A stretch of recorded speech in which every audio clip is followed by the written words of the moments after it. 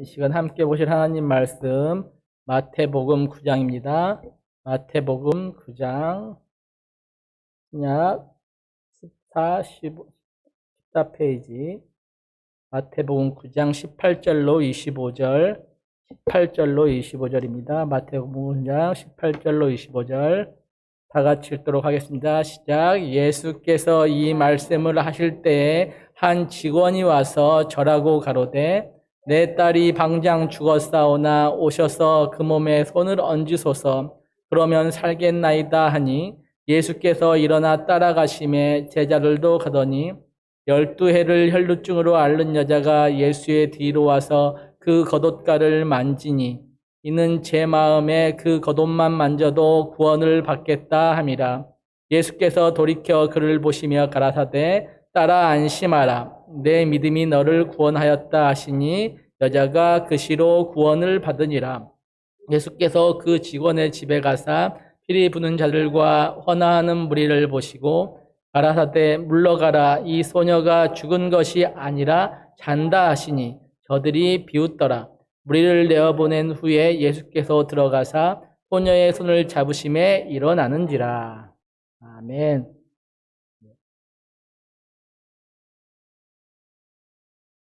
예, 우리가 살아가다 보면 정말로 왜 이런 일이 나에게 생기는지 이해할 수도 없고 받아들일 수도 없는 그런 고통스러운 일들이 많이 있습니다.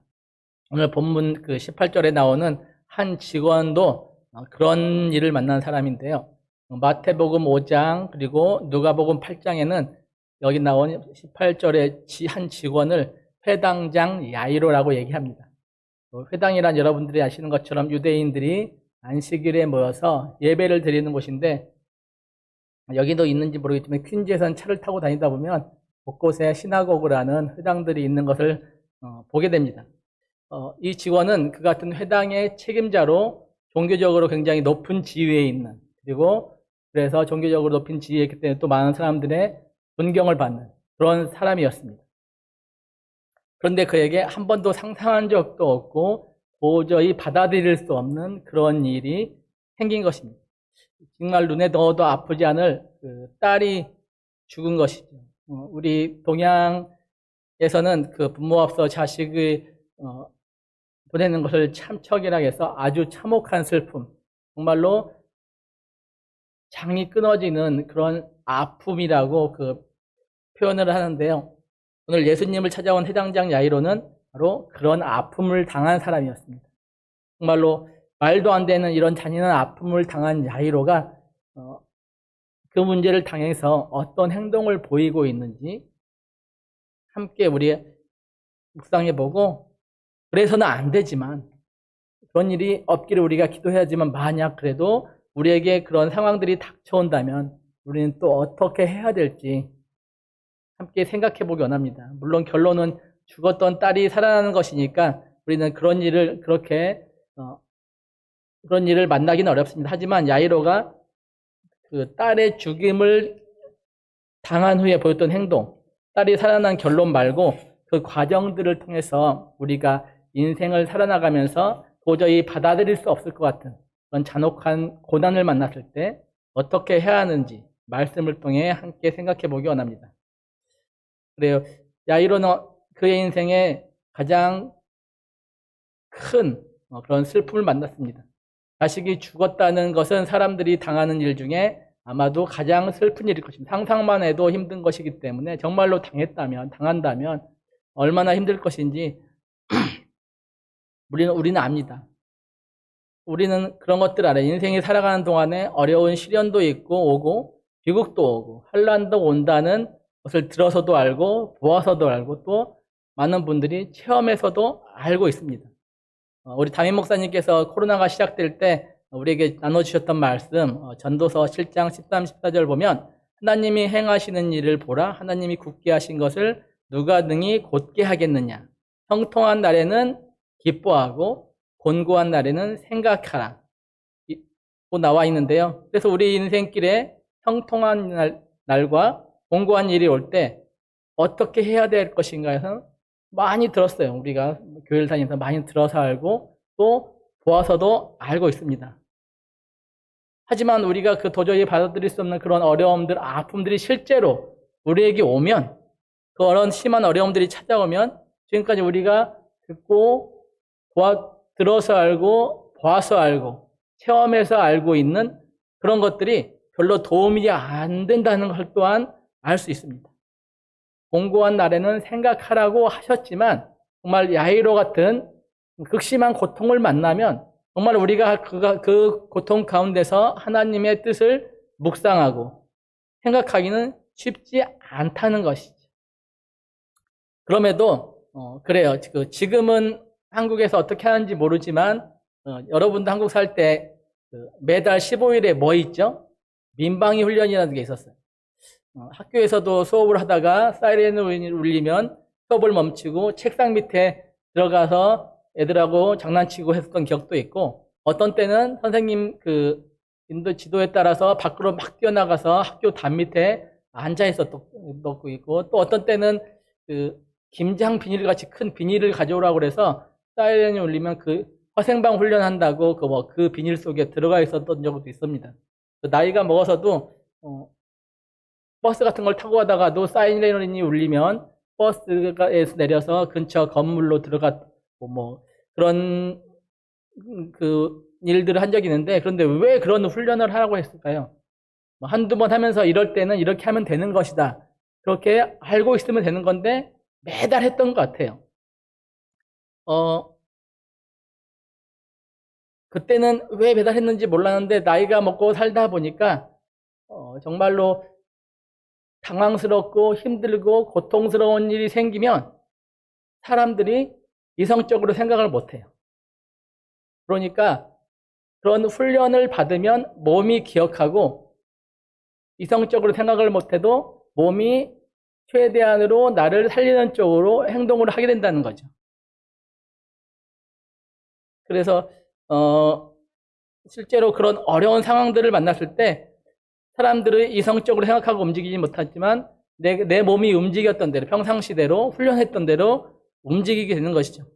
마찬가지로 우리는 대부분 야이로가 당한 상황을 저처럼 설교로 말로만 얘기할 수밖에 없어요. 이런 상황이 당했을 때 어떤 마음이었을까? 이런 상황에 당했을 때 우리는 어떻게 해야 될 것인가? 말로밖에 할 수 없다는 거죠.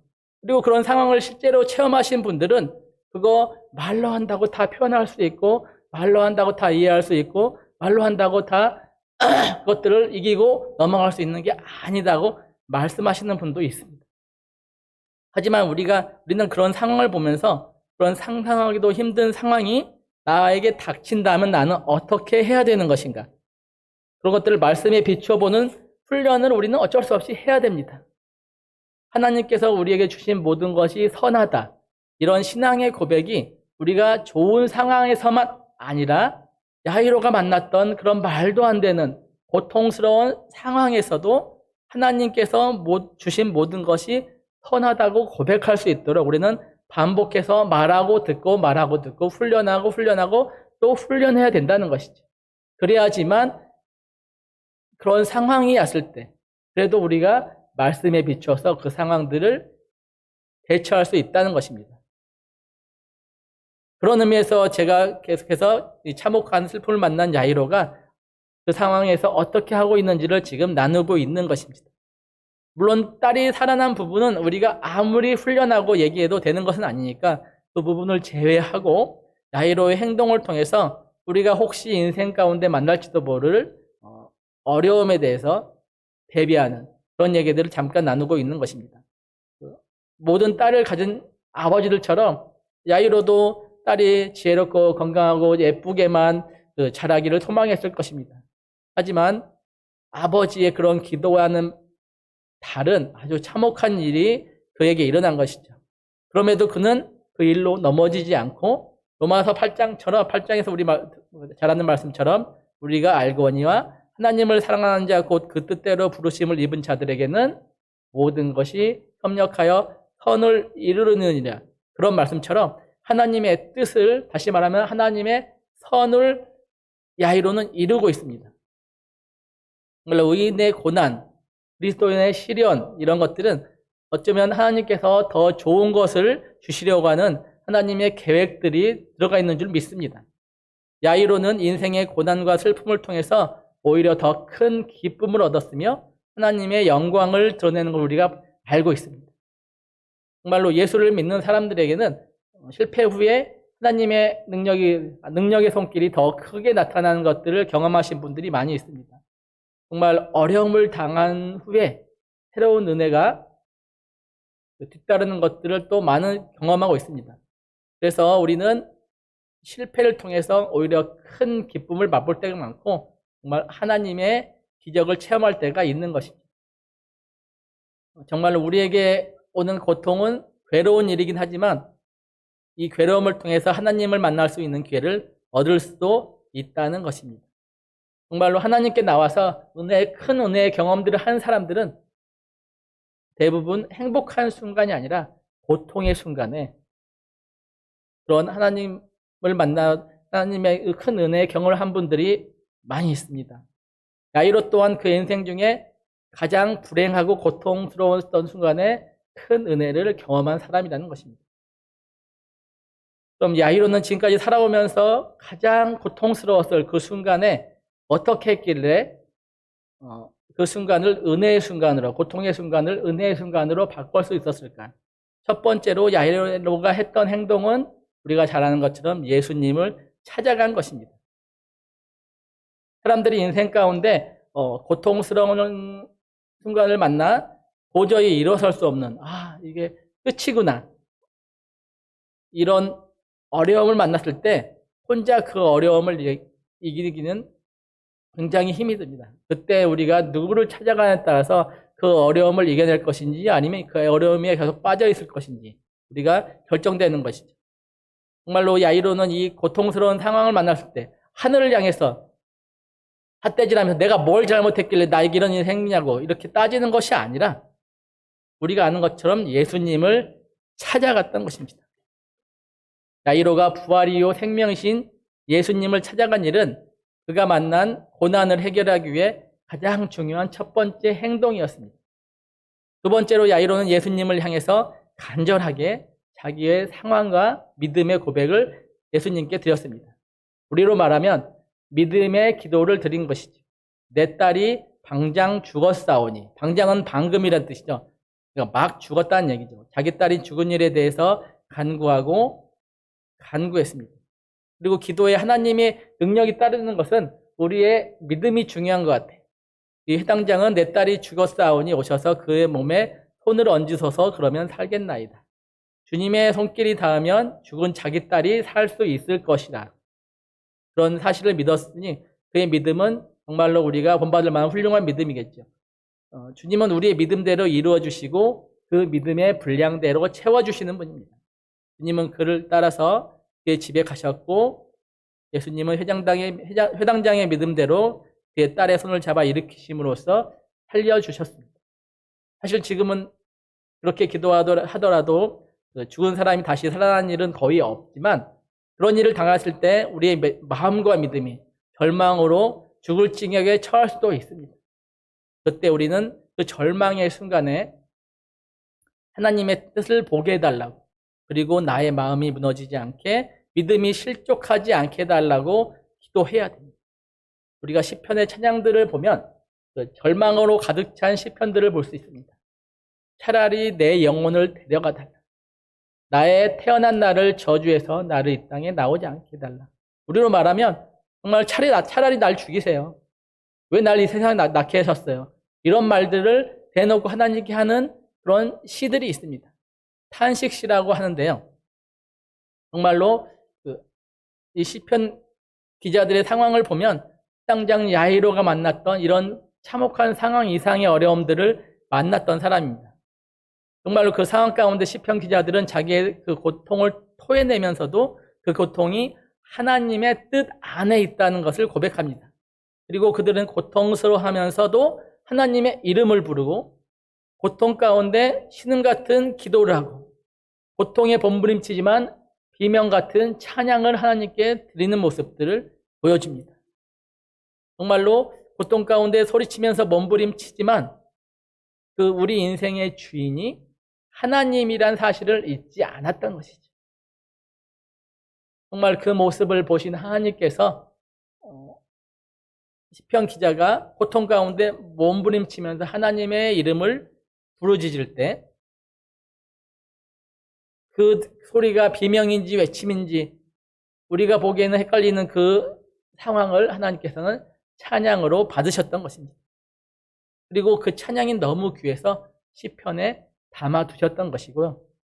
이것을 앞에 말씀드린 것처럼 탄식시라고 하는데 정말로 우리에게도 고통이 닥쳐올 때 탄식시를 지은 이 시편 기자와 같이 모든 고통 가운데서 하나님의 이름을 부르고 또 고통 가운데 신음일지도 모르지만 신음 가운데서도 기도하라고 그 시를 성경에 기록하고 우리에게 전해주신 겁니다. 야이로 또한 딸을 보낸 고난 속에서 그 고난의 이유가 생사화복을 주관하시는 하나님 안에 있다. 이런 믿음으로 우리 예수님을 찾아간 것입니다. 물론 다시 계속 말씀드리는 것처럼 우리는 야이로의 딸이 살아나는 것 같은 기적을 체험하는 것은 어렵지만 야이로가 고난을 당했을 때 보였던 행동처럼 시편의 탄식시를 지은 시편의 기자들이 보였던 행동처럼 우리도 마음이 찢어지고 당장 오늘 세상이 끝나버릴 것 같은 그런 고난을 당하더라도 하나님의 이름을 부르기를 잊지 말아야 하는 것입니다. 그리고 신음조차 나오지 못하는 상황이라도 비명처럼 신음처럼이라도 하나님께 기도함으로써 찬양함으로써 우리는 하나님의 마음을 울리고 하나님의 뜻을 이루어드리며 날마다 우리 영혼이 살아나는 그런 기적을 체험하며 살아가야 되는 것입니다. 이런 은혜가 저와 여러분에게 함께 하시기를 간절히 축원합니다. 기도합니다. 주님 감사합니다. 오늘 또 우리에게 말씀으로 허락하여 주심에 감사를 드립니다. 정말 그러지 말아야 되겠지만 정말 은혜 가운데 평안하게 살아야 되겠지만 또 성도의 삶에 고통이 찾아오는 것은 우리가 피할 수 없는 현실인 줄 압니다. 그 고통을 우리가 어떻게 맞이하고 어떻게 이겨내야 될 것인지 함께 나누게 하심에 감사를 드립니다. 정말로 이 고통 가운데서도 도저히 하나님을 바라볼 수 없는 상황 같은 고통 가운데서도 이 모든 것이 하나님 손안에 있음을 기억하고 하나님의 이름을 부르게 하여 주시옵고 고통으로 정말로 신음으로 비명으로라도 하나님께 기도하는 하나님께 찬양하는 우리의 모습들이 될 수 있도록 하여 주시옵소서. 그리하여 야이로처럼 또 시편의 기자들처럼 하나님의 은혜를 체험하게 하시고 이 모든 것이 하나님께 하셨다는 그런 고백을 하는 우리 인생이 될 수 있도록 함께하여 주시옵소서. 우리가 날마다 함께 하시는 주님을 기대하며 감사드리며 예수님의 이름으로 기도드립니다. 아멘.